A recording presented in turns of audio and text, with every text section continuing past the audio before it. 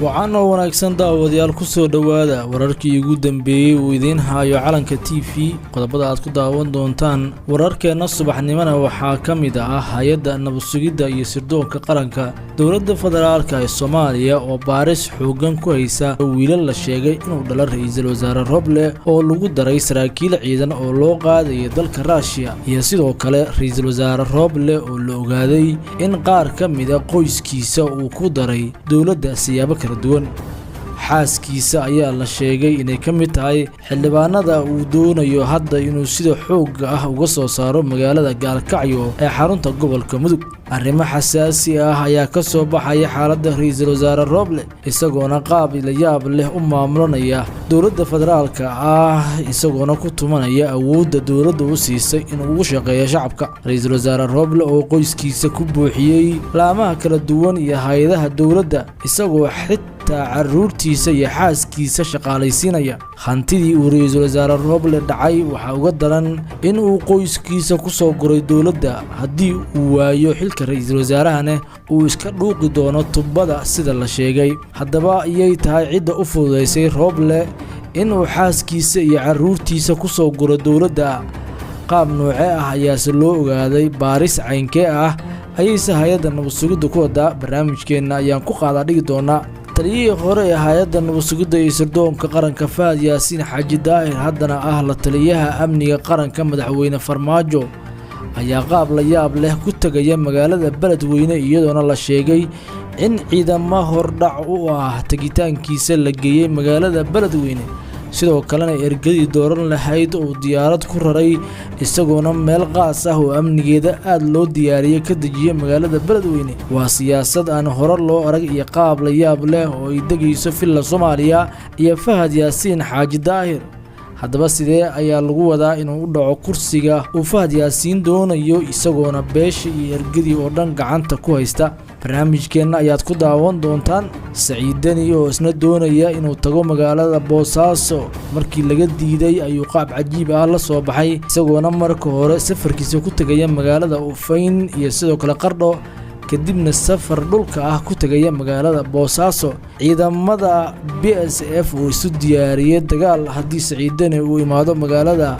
Boosaaso ee xarunta gobolka Bari barnaamijkeena ayaan ku qaada dhigi doonaa qodobada iyo kuwa kale oo xiiso badan ayaad barnaamijkeena ku daawan doontaan fadlan daawada haddii ay tahay marka koowaad aad soo booqato channelkeena calanka TV subscribe dhoo furagan baraalka si aad u noqoto daawadaha koowaad ee barnaamijyadeena aan ku bilaabay hay'adda nabad sugidda iyo garsoorka qaranka ayaa baaris ku haya ra'iisul wasaare Roble oo la sheegay inuu hay'adaha dowladda ka soo buuxiyay xubno kamid ah qoyskiisa Roble ayaa la sheegay qaar kamid ah wiilal uu dhalay in uu ku kala daray ciidamo loo qaaday dalka dibadiisa sida Russia iyo Turkiga saraakiil la doonayay in halkaasi tababar lagu soo siiyo ra'iisul wasaaraha ayaa la sheegay in caruurtiisa uu ku kala daray baylotyo diyaaradeed iyo kuwa maraakiib oo qaranka loo soo carbinayay waxaana la sheegay in imtixaanka ay mareen dhalinyarada aysan wiilashiisu sida la rabay u marin taasina ay tahay khiyaano qaran iyo ku tagrifal awoodeed uu ku dhaqaaqay ra'iisul wasaare Roble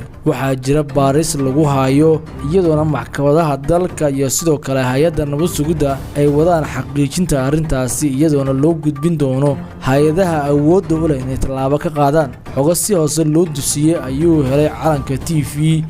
iyadoo aan la xiriirin qaar kamid ah saraakiisha dabagalka ku haya ra'iisul wasaare Roble waxaana ay kale oo noo sheegeen in qaar kamid ah xildhibaanada u tartamaya kuraasta lagu soo dooran doono magaalada Gaalkacyo ee gobolka Mudug in ay ku jirto xaas kamid ah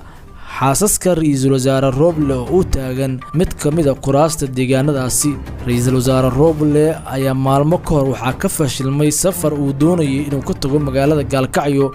si xildhibaanada beeshiisa ee halkaasi ka soo baxaya uu si awood ah ugu qaato balse xogaha hadda soo baxaya ayaa la sheegay in xaaskiisu ay ka mid tahay xildhibaanada uu wato ee uu doonayo inuu soo galiyo siyaasadda Roble ayaa u muuqda shakhsi siyaasadda ka sii dhamaanaya haddii uu dhaafo ama madaxweyne cusub la soo saaro balse waxa uu doonayaa in qoyskiisu ay saameyn xoogan ku yeeshaan siyaasadda gabar uu dhalay ayaa la sheegay in wasaaradda maaliyadda ay agaasimo ka tahay iyadoo aan horay loo ogeyn. sidoo kale qaar ka mid ah dhalinyaro oo adeer u yahay ayuu ka horgeliyay wasaaradda isboortiska